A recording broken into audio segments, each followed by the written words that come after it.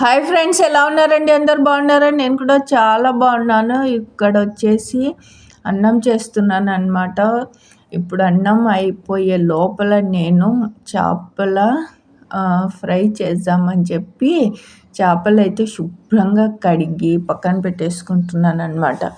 చేపల fry and పులుసు చాలా బాగుంది. టేస్ట్ అయితే నిజంగా చెప్తున్నా, మీరు కూడా చేపలు తెచ్చుకుంటే నేను చేసిన విధంగా చేసుకొని తిని చెప్పండి కామెంట్స్లో ఎలా వచ్చిందనేది.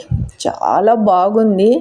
కాకపోతే చాలామంది ఇష్టపడరు, స్మెల్ అని, ముళ్ళులు ఉంటాయి దీంట్లోన అని ఎక్కువ చికెను మటనే తింటారు. చేపలు అంటే ఎక్కువ ఇష్టపడరు. నాకైతే చేపలు స్మెల్ అని నాకు కూడా కొంచెం ఇష్టం ఉండదు, కానీ ఇంట్లో వాళ్ళకి ఇష్టం కాబట్టి చెయ్యక తప్పదు. ఇదిగోండి మిక్సీ గిన్నెలో అల్లం వెల్లుల్లి, తర్వాత ఎండు కొబ్బరి, జీలకర్ర, కొంచెము ధనియాలు అన్నీ వేసేసి మిక్సీకి పట్టేసాను. ఇక్కడ చింతపండు తర్వాత వచ్చేసి నానబెట్టేసాను. ఇంకా నిమ్మరసము, తర్వాత ఏది కిరాణా షాప్లో చేపలది మసాలా అంటే ఒక ప్యాకెట్ ఇచ్చారు. అది వేసిన తర్వాత కలిపి పక్కన పెట్టేసి తర్వాత ఫ్రై చేసాం చూడండి, చాలా బాగుంది. మీకు కూడా వీలైతే కొనుక్కొని ఈ ప్యాకెట్ వేసేయండి. వేయకపోయినా ఇంట్లో చేసుకున్న గరం మసాలా వేసుకున్నా పర్వాలేదు. ఉప్పు, పసుపు, కారము, తర్వాత వచ్చేసి కొంచెమే కార్న్ పౌడర్ వేసామన్నమాట. ఊరికే మసాలా అంతా అంటుకుంటుంది చేపకి అని చెప్పేసి, ఎక్కువ కాదు, కొంచెమే. తర్వాత నిమ్మరసం, తగినంత ఉప్పు వేసుకోండి. మీకు ఉప్పు కారం మీరు ఎంత తింటారో, మేమైతే కొంచెము స్పైసీగానే తింటాము కారము కాబట్టి ఇదిగోండి బాగానే వేసాను కారము. ఇక్కడ వచ్చేసి ఇంకొంచెము మధ్యలో ఇలాగా కట్ చేసి ముక్కలకి మసాలా బాగా అంటుకుంటుంది అని చెప్పి అలాగా కట్ చేసి అంతా మ్యాగ్నెట్ చేసి మూత పెట్టేసి పక్కన పెట్టేసాను. ఇప్పుడు చేపల పులుసు చేస్తున్నాను అనమాట. ఇంకా ఇది వేరే రెసిపీ.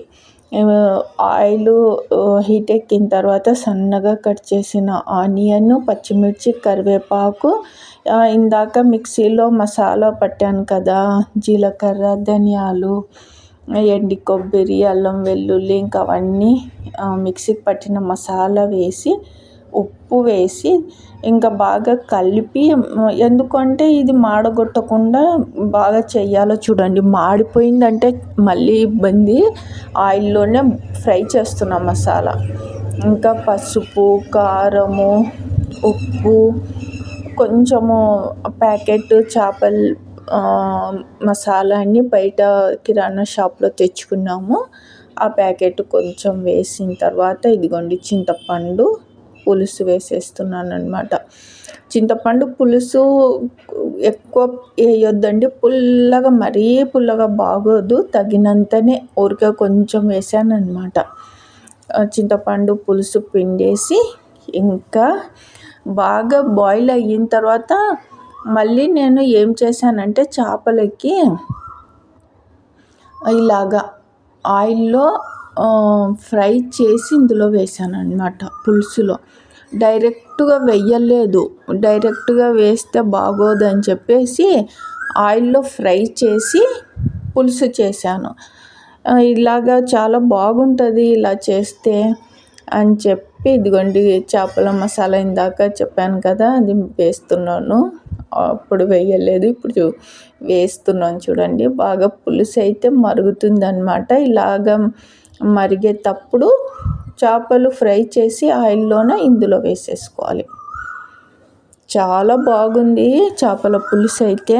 మళ్ళీ ఫ్రై కూడా చేసాము, అది అయితే ఇంకా సూపర్ ఉంది. పులుసు కూడా చాలా టేస్టీగా, చాలా అంటే చాలా సూపర్ అంటాం కదా, అలాగా. నిజంగా నాకు చేపలు అంటే పెద్దగా ఇష్టం ఉండదు, స్మెల్, తర్వాత నాకు ముళ్ళులు ఉంటాయి అని భయము. ఇలాగ చేసింటే ఈరోజు తిన్నాను, బాగా కడుపు నిండా తిన్నాను అనమాట. ఇదిగోండి ఇంకా ఫైనల్గా కొత్తిమీర వేసేస్తున్నాను చేపల పులుసులో. చేపల పులుసు చేసుకోండి చపాతీ లేదంటే జొన్న